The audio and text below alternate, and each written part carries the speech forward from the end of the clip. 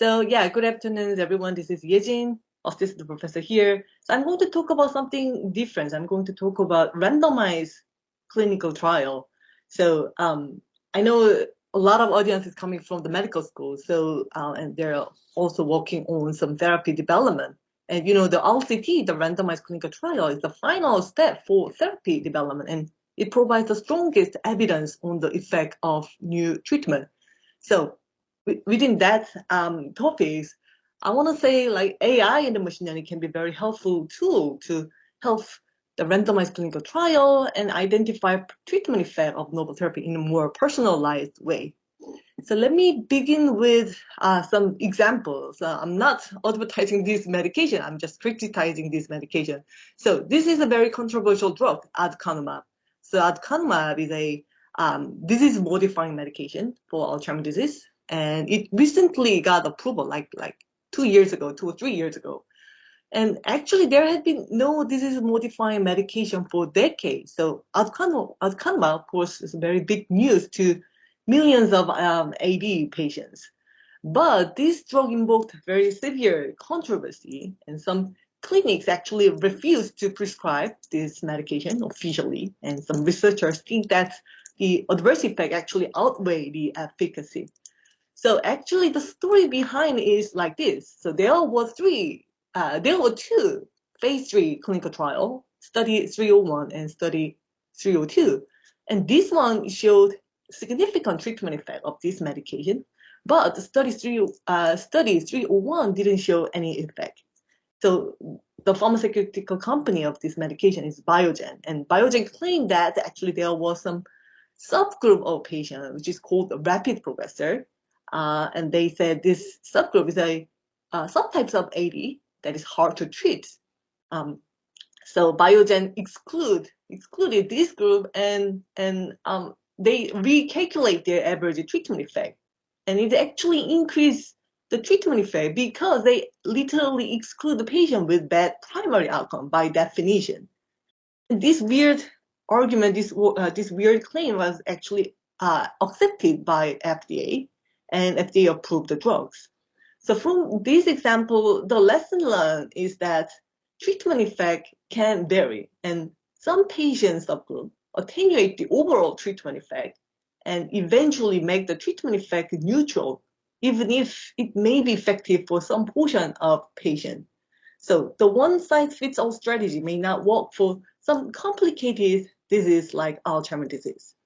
So, you know, patients respond differently to the same treatment because of the various factors like genetic, age, and this. Understanding this heterogeneity can help tailor more effective treatment for specific subgroup of patients.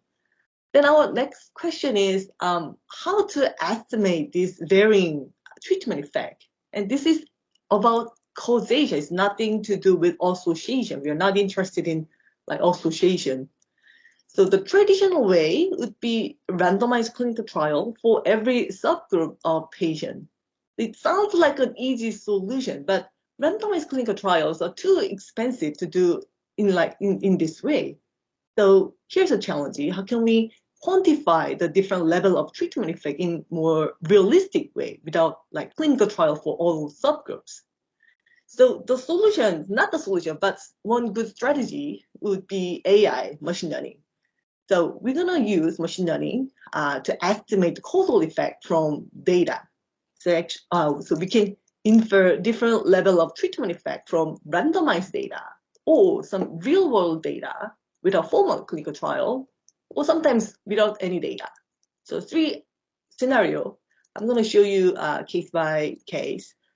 So let's say we have a randomized clinical trial data. We did randomized clinical trial, and we only care about some average treatment effect. So basically same treatment effect for all.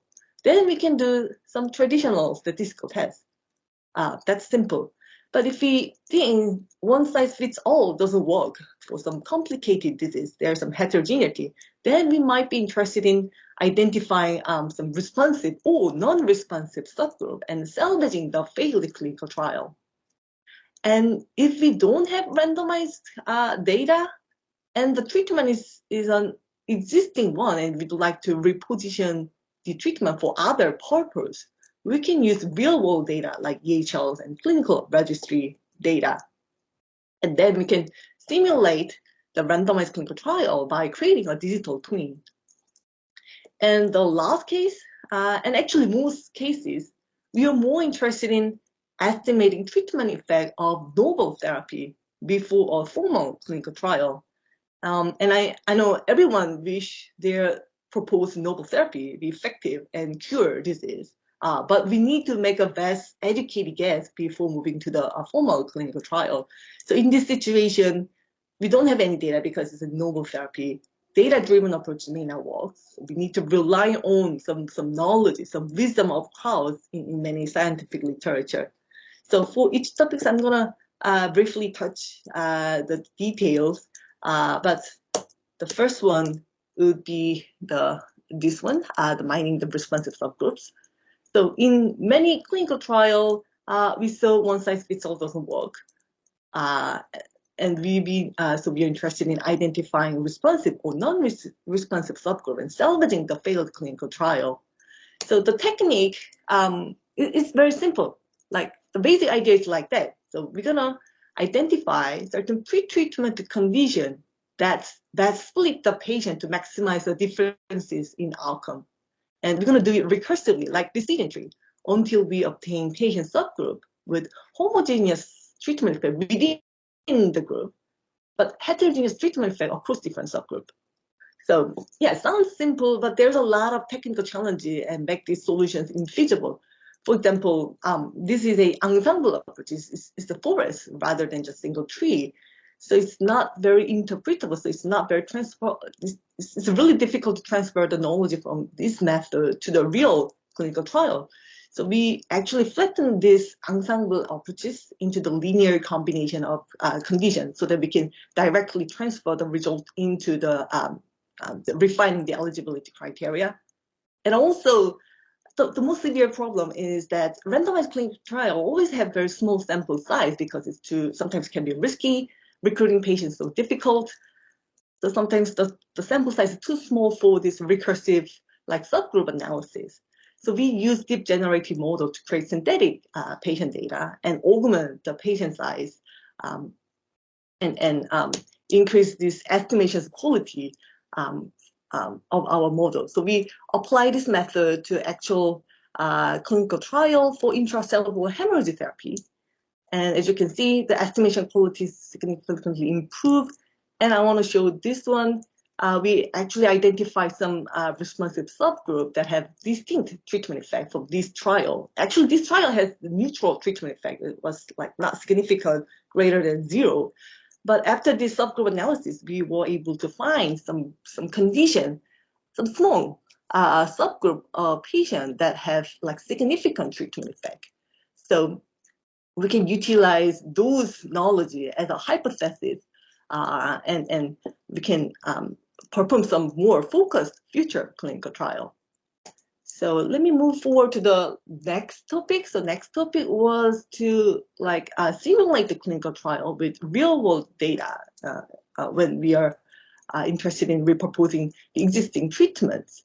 So this is RCT, randomized clinical trial, but we can simulate this RCT. So the idea is we select subjects taking the medication of interest in the data, and we select subjects not taking that medication from the real world data, like for example, some standard of care, some comparable other medication, and check the differences in outcome. So this is one way, but is it fair? And it's not fair because the subjects taking the medication of interest and subjects not taking the medications are not comparable. Selection bias are inevitable in real world data. So how can we avoid that kind of challenging? So our approaches was to use counterfactual outcome. So counterfactual outcome is a hypothetical outcome when the patients are intervened to take alternative treatments. Then how can we estimate this counterfactual outcome? In simple terms, in simple words, we're going to create a digital twin that resembles our real world. So this digital twin is a regression model that predicts the outcome given the patient's condition. Then how can we build such a regression model in an unbiased way, overcoming the selection bias and treatment assignment to be fair. There are many different methods, including our proposed one. But I'm not going into the details, so you can check the survey paper from our groups. But the main idea is to learn the context of patients' pre-treatment condition, project them into certain surrogate, and adjust the outcome based on that context or the surrogate. So I'm going to show you what we will be able to get if we apply this method to the real-world data, EHL data. So we pick one clinical trial. It's the actual phase 2 clinical trial. This trial is to see the prevention effect of Montelukast on Alzheimer's disease. We built cohort from a large medical claim database using Optum, and we apply these counterfactual regression models. And it turns out that the one of methylene worked best, and we examined which pre-treatment conditions affect the prevention effect of Montelukast on Alzheimer's disease. So this is the result. So based on these pre-treatment conditions, the treatment effect vary, and those were the factor that's the most important. For example, age at the baseline was listed as the second most important factors. So like all the patients benefit less from the Montelukast in reducing the risk of Alzheimer's disease. It's pretty much like straightforward. And on the other hand, the treatment has a beneficial effect on patients with some chronic inflammatory disease, like some disorder of bone and cartilages and gout and inflammatory or toxic neuropathy. So those treatment conditions may give some interesting hypotheses. So they may share some common inflammatory pathways that are also relevant to the Alzheimer's disease. So yeah, this tool can be used for some hypothesis generator that's that identify the condition that make the treatment effect varying. So let me move forward to the last topic. So this is if we don't have data at all, what we can do, so predicting some outcome without data, that's really challenging. Actually, machine learning is all based on the data. It's data-driven approach. So if we don't have any data, we call this situation a zero-shot or few-shot learning. So I'm going to show you some example of our research that deal with this few-shot, zero-shot cases. It's not directly related to the randomized clinical trial, but it's worth discussing to this scenario. So for this situation, let's focus on specific target application. We're gonna focus on drug combination therapy for cancer. So basically, it uses multiple medications simultaneously to target cancer cell in different ways. So it works better than single therapy sometimes, but there are exponential number of combinations. So testing all the combination individually is actually infeasible. So instead, our focus was utilize machine learning model to predict the response of new combinations. So drug pair synergy predictions like this, with these two drugs at a certain cell line, we'd like to predict the synergy. So that's the main idea.